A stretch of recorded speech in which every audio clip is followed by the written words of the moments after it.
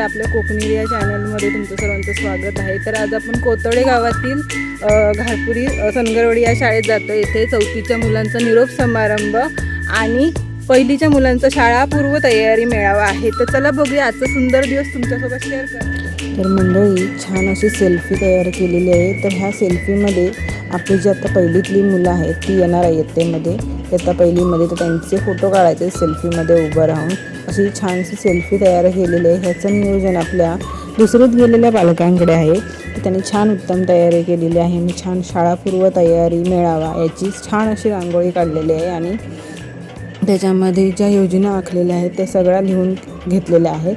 त्याच्यानंतर ह्या वर्गामध्ये शाळापूर्व तयारी मेळावा चालू होणार आहे। तर चालू आहे शाळापूर्व मेळावा तयारी अर्धी झालेली आहे। तर सरांची गंमत चाललेली आहे आणि ह्याच्यामध्ये पहिलं आहे तर नोंदणी क्रमांक, इथे नाव नोंदवलं जातं। त्याच्यानंतर आहे शारीरिक विकास गट क्रमांक 2 आणि त्याच्यानंतर बौद्धिक विकास गट क्रमांक 3 आणि सामाजिक विकास व भावनिक विकास गट क्रमांक 4 असा बँच आणि त्याच्यानंतर भाषा विकास गट क्रमांक 5 आणि त्याच्यानंतर गणनापूर्व तयारी आणि नंतर समुपदेश गट क्रमांक, अशा प्रकारे सगळ्या योजना आखलेल्या होत्या। त्याच्यामुळे मुलांच्या भावनिक आणि सामाजिक आणि बौद्धिक गोष्टीचे गुण दिले जातील आणि ह्याच्यात पालकांचा पण छान असं सहभाग आहे, छान असं प्रोत्साहन पालकांनी पण दिलेलं आहे। आमच्या शाळेत प्रत्येक वेळेस पालक उपस्थित असतात। तर मी स्वतः पण एक पालकच आहे या शाळेत, माझा मुलगा पण ह्याच शाळेत शिकतो। तर त्याच्या वेळेला पण अशीच तयारी होती शाळापूर्व मेळाव्याची।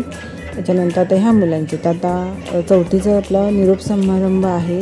तर निरोप समारंभ आहे त्यामुळे त्यांनी बटाटे वडे याचा बेत केलेला आहे। तर सर्व मुलांची लगबग कशी बघा खाण्यासाठी। तर सर्व मुलं एकत्रच बसलेले आहे, खूप छान वाटतं असं मुलांना एकत्र बसून।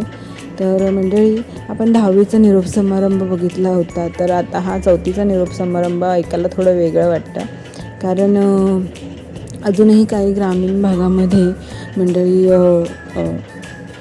ग्रामीण भागामध्ये 4थीपर्यंतच्या शाळा आहेत। त्यामुळे हा चौथीचा निरोप समारंभ आणि खूप छान असा प्रकारे निरोप समारंभ साजरा केलेला आहे यांनी।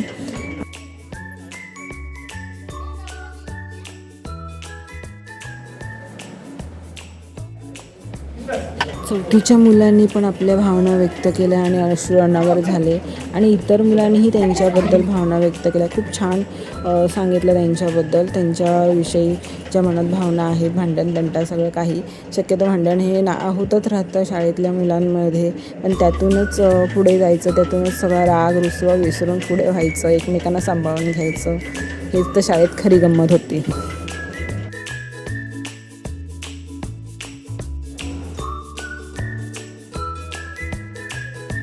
जरी हा दिवस निरोप समारंभाचा दिवस असला तरी ह्या मिठीतलं प्रेम कायम राहणार आहे आणि हेच प्रेम त्या मुलांना पुढे भविष्याची ताकद बनणार आहे।